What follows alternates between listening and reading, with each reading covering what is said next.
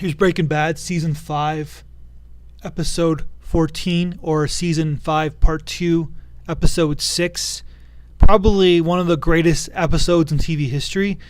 I'm sure I'll eventually do it, but I'll do like a top 100 list of greatest episodes, not seasons or not shows in history. Greatest episodes, just episodes themselves in storytelling history, TV history. This is number one. This is a great, amazing episode.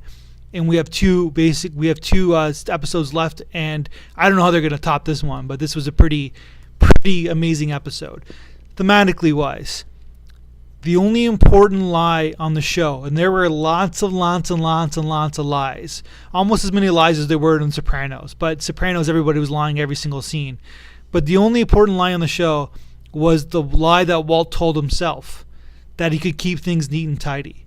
And that's what Walt kept on telling himself, that I can cook meth, keep it neat and tidy. I can cook meth, keep it neat and tidy. So every time that Walt tries to assume, which makes him a bad scientist, it's my theme of this podcast, of the Breaking Bad Season 5 Part 2.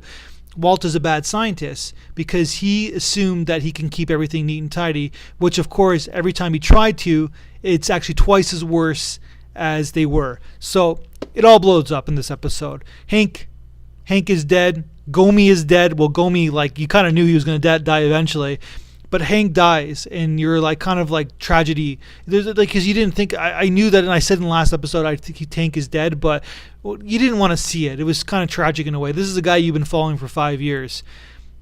The Nazis take Walt's money but leave him a barrel, so they take $70 million and give him $10 million. Jesse's kidnapped by the Nazis so he can cook. That was my prediction.